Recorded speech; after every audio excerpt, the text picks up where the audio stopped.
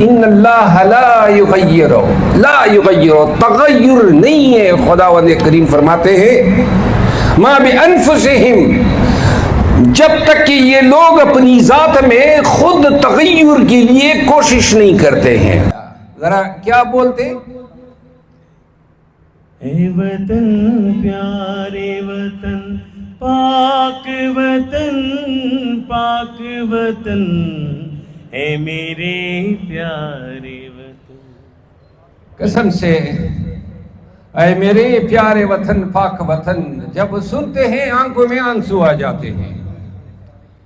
کیا ہماری پیاری دھرتی ہے، کتنے قربانیوں سے حاصل کی ہے. یہاں پہ سبزہ ہے، ہریالی ہے، درخت ہے، چٹان ہے، سمندر ہے. یہاں محبتوں کو ترسی ہوئی مخلوق خدا بھی ہے، یہاں انصاف کو ترسی ہوئی مخلوق بھی ہے. اللہ نے وہ کون سی نعمت نہیں ہے جو جس سے پاکستانیوں کو نوازا نہیں ہے.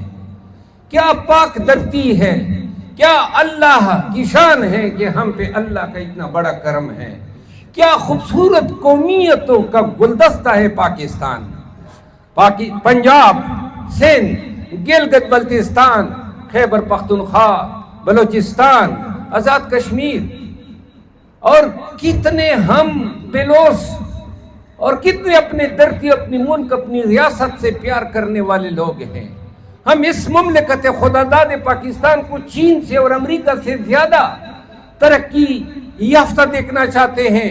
ہم چاہتے ہیں ہماری دھرتی پہ گنے، بندوقیں، گولیاں نہ اگلے، یہاں بموں کے دھماکے نہ ہو، یہاں دہشت گردی نہ ہو، یہاں شر پسندی نہ ہو، یہاں قانون کی حکمرانی ہو، یہاں انسانی اقدار اور احترام آدمیت ہو.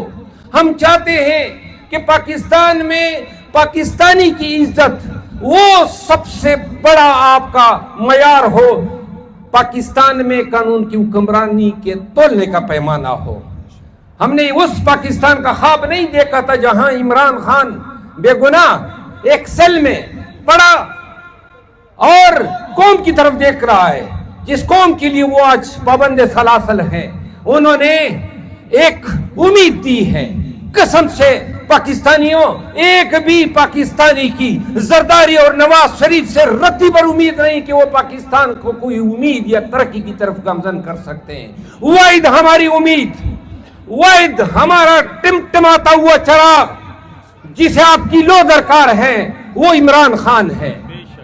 عمران خان کے بغیر آپ کے پاکستان کا کوئی مستقبل ہمیں نظر نہیں آ رہا ہے. تو لہذا اس ارض پاک کی قسم، جو اس وطن سے پیار کرتے ہیں، اس وطن کے لیے اٹھنا ہوگا، اس نظام کو سیدھا کرنا ہوگا، اس کی غلاظت اور اس کی سڑانگ کو نکالنا ہوگا. اور یہ پاکستانیوں 25 کروڑ ہو، جب تم نکلو گے اور اپنے لیے، آپ کے بچوں کو، ہم نے تو جی لیا، آپ کے بچوں کو ایسے پاکستان میں جینے کا تصور نہ دو جہاں اسکولوں میں کل مستونگ میں 9 بچیاں ماری گئی، 150 بچے پشاور پبلک اسکول کے آج بھی مائیں سینہ کوبی کر رہی ہے. خدا کرے ہم یہ پاکستان اپنے اخلاق کو نہ چھوڑ کے جائیں. ہم وہ پاکستان دے جس کا خواب ریاست مدینہ کی شکل میں ایاک نعبد و ایاک نستعین ہے، اور یہ ہم حاصل کر کے رہیں گے. صرف ہمت اور کمر باندھنے کی دیر ہے. کامیابی اور کامرانی ہماری منتظر ہے. یاد رکھو، شاعر کہتا ہے کہ وہ زمانے میں معزز تھے مسلمان ہو کر، اور تم خوار ہوئے تاریخ قرآن ہو کر. اگر یہ عقیدہ ہے کہ خیر و شر اور موت اور زندگی اللہ کی طرف سے ہے، تو پھر یہ پولیس، یہ ادارے، یہ ریاست کسی کا بال تک بیکا نہیں کر سکتی ہے. ہمت پکڑو. انشاءاللہ جب بھی خان کی رہائی کے لیے احتجاج ہوگا، پوری قوم نکلے گی، اور امید ہے کہ پاکستانی اس پہ ضرور سوچیں گے. آپ کی نشست کا، آپ کا مجھے سننے کا اور آپ کی آمد کا مشکور بہت بہت شکریہ. ان اللہ لا یغیر تغیر نہیں ہے. خداوند کریم فرماتے ہیں ما بانفسہم، جب تک کہ یہ لوگ اپنی ذات میں خود تغیر کے لیے کوشش نہیں کرتے ہیں. زندگی میں کامیاب اور پروان چڑھتے بھی دیکھا اور بہت سے لوگوں کو دڑام سے گرتے بھی دیکھا ہے. بسم اللہ الرحمن الرحیم. تشریف رکھیں. آغاز کرتا ہوں. قرآن کریم میں اللہ کا فرمان ہے کہ ان اللہ لا یغیر ما بقوم حتی یغیر ما بانفسہم. جب ہم بچے ہوا کرتے تھے تو ہماری مائیں ہمیں بتاتی تھی کہ بیٹا تم وہ لے کر آئے ہو جو خدا نے آپ کی تقدیر میں لکھ دیا ہے. اور حضور کریم کا ارشاد سنن ابن ماجہ اور صحیح مسلم اور بخاری دونوں میں ہے. حضور کریم صلی اللہ علیہ وسلم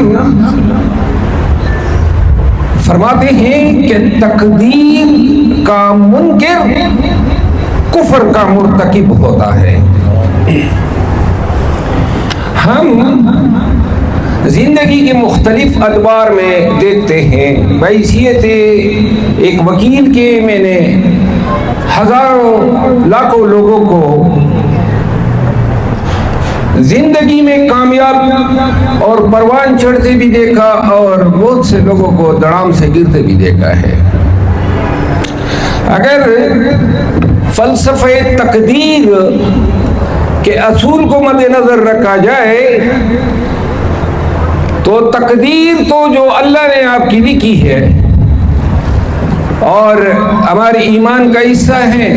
ہم کہتے ہیں ایمان لائے آمنت باللہ ہے تو کتابوں پہ، نبیوں پہ، آخرت کے روز پہ اور خیر اور شر پہ. تو لہذا چونکہ یہ کاروبار کا آغاز ہو رہا ہے، ہم نے یہ دیکھنا ہے کہ اسلام کے اصول معیشت کیا ہے، اسلام کے اصول پرنسپلز، کاروبار کے اصول کیا ہے.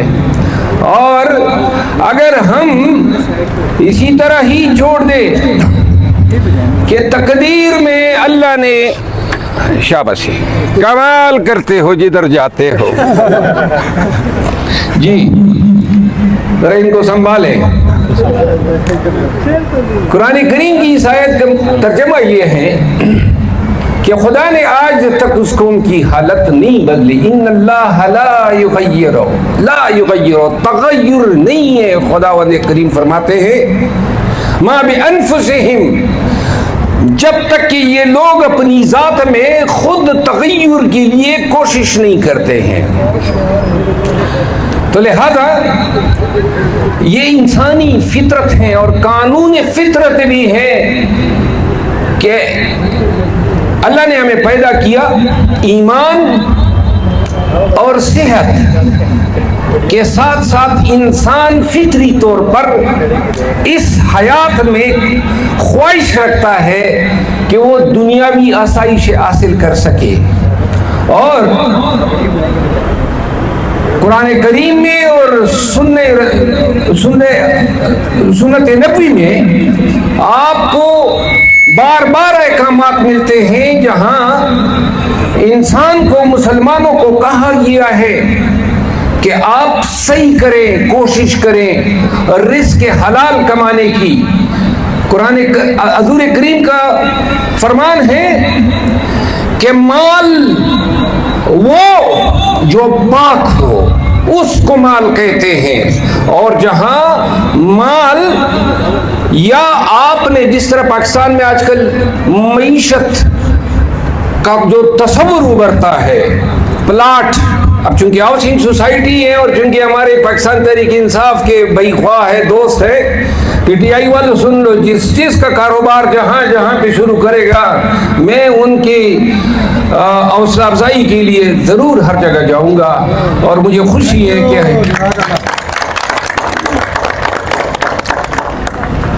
ہاؤسنگ سوسائٹیز دیکھ لیں، دکانداری دیکھ لیں، خرید و فروخت دیکھ لیں، یا آپ اپنی خدمات بیچتے ہیں، وکیل ہیں، ڈاکٹر ہیں، انجینئر ہیں، کیا ہم نے پاکستان میں جو ایک مسلمان ملک ہے ان میں لوگوں کو یہ باور کرایا ہوا ہے کہ ہماری معیشت اس بین اسلامی اصول کے مطابق ہے جو حضور کریم نے ریاست کلچر بنا ہوا ہے کہ خاندان میں 10 لوگ کھاتے ہیں اور ایک کماتا ہے؟